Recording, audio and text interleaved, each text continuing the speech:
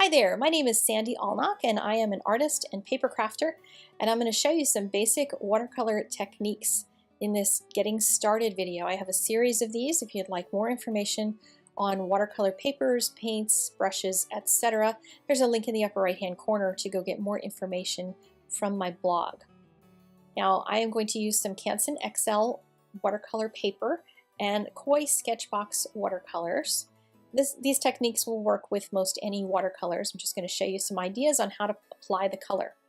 I have a very clean brush that painted water into one of the flower petals, and I'm just going to drop color into it. You can drop color just at one end, or you can push it around like I'm doing. This one is actually going to dry really smooth, which is a really nice way to get a smooth coloration in your flower petal.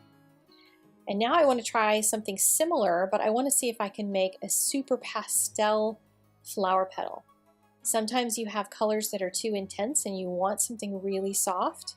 So I put a lot of color in it first and let it set onto the paper for just a second, because if you do this too soon, you may end up with zero color left on your paper. But then I take a paper towel and dab it. And this is all in real time, so I didn't wait very long. And you can see I've got a very, very small amount of paint left on the paper. So if you put too much on, you can always remove some by dabbing it off. And then I added water back into it to let it have a little more of that watercolor feel. It'll be a little bit more on the splotchy, drifty side, the way watercolor is. And now I'm going to paint a flower that's going to have a little bit of dark color in the middle and fade out to white toward the outside of it. I've painted the color in the center, and then I have a very clean brush. I always keep a super clean jar of water handy.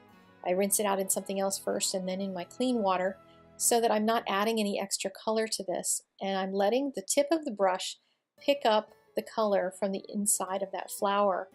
And the outside of the brush that's toward my hand is only going to be touching it with water, so that it's not going to be adding any color, and it'll help it to do that fading out to the outside. And now I want to try to blend two colors together, two different shades. And I've got a little bit of this blue on the inside, and I'll move it around on the petal. And this one's going to be a pastel one again. And I'm going to wet my brush, clean it all off, and then I'll put some purple on the outside. And for this particular type of technique, if you want it to be pastel but still, again, have enough color, I need a little more purple than what I've got here. That's going to, when I dab it off, that's going to turn pretty much white. If I want to have a slight amount of purple, I should put some more paint on. So I'm just going to add a little bit more from the tip of my brush onto the outside of that flower petal. And you can see I'm not blending it real carefully or anything, just going to let it set there for a second and allow it to dry, and at least not dry completely, but I want it to soak into the paper a little more so that color stays there. And I'm going to do the same on this flower with a wet on wet technique. Again, this time I'm putting it over top of the blue color that's already there. Before I just painted it into a white area and let the two of them mix. And now you're looking at it and thinking, gee whiz, that looks terrible. It didn't blend at all. Well, now I have a clean, dry brush, and I'm just going to push those two colors around until they blend into each other. I'm not going to fuss with it too heavily, and you can see it blended pretty nicely. And next, I want to see how that flower petal proceeded, because I let it sit there and dry a bit, and you can tell that it's got two colors in it. It's got the little very slight purple and the slight blue. And if I go over it with a clean brush, it just turns right back into watercolor texture again instead of the paper towel texture. But you can of course leave paper towel or any other texture on your paint, and that can be a really fun effect to play around with different kinds of things to add textures to your painting. And now I'm going to do the same thing, but I want just the tip of the flower to have a little bit of color, so I'm only putting it on the very edge, and then my clean brush is what's going to blend it. Just keep it really soft. Next, one of the things that we like to do on cards is to paint backgrounds, and sometimes you need to figure out how to blend a background into white. And I've learned from my students in my classes that this is one of those challenging things, and this explanation seems to work for them. So I take the tip of the brush and point it toward wherever the dark area is going to be. If I was going to do the top end of the flower, I would turn the paper upside down so that the brush is pointing inward, and then fill the brush with water and start blending outward. And just keep cleaning that brush and picking up more water as I get outward to the area that's going to turn white. When you're painting like this, your brush is going to pick up some of that on the tip, but the ferrule end, the end that's closer to your hand of those bristles, will still have water. So you always want to make sure you're facing it so that the end that's furthest away and the end that's furthest toward the white is the area that has more water being applied to it. So now I've dabbed off just the edges, and I'm using a very clean but dry brush to pull some of that water that was already on the paper and soften out that blend.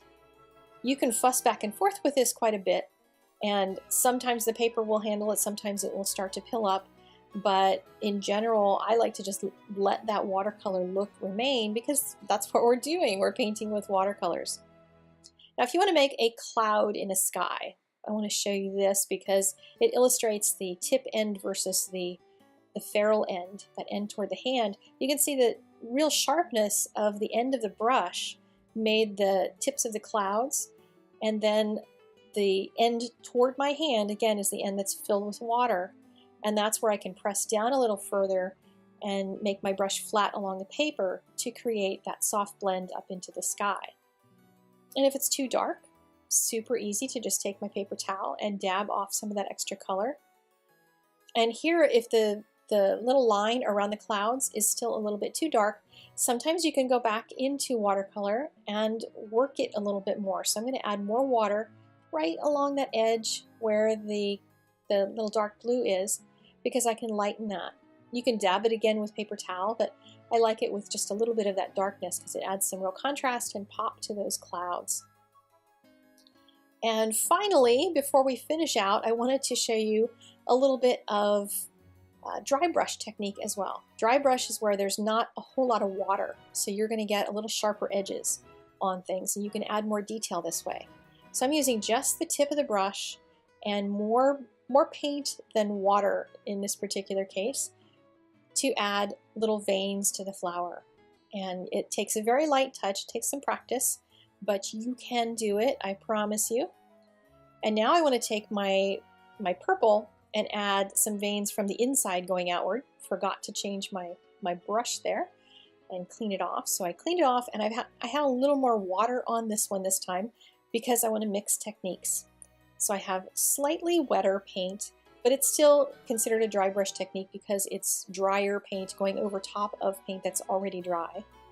And now I can go back in and add some blue at the base of the flower petal. And with a clean brush, I'm going to pull some of that color up into that wet purple paint.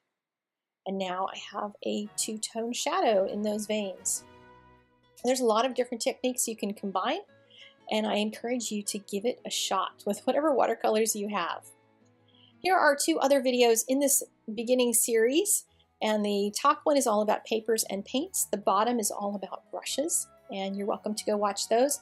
There's also a link in the upper right-hand corner and in the description down below to the products that are used in this video and lots more information on watercolor. Thank you so much for spending a few minutes with me. I'll talk to you guys later. Bye-bye.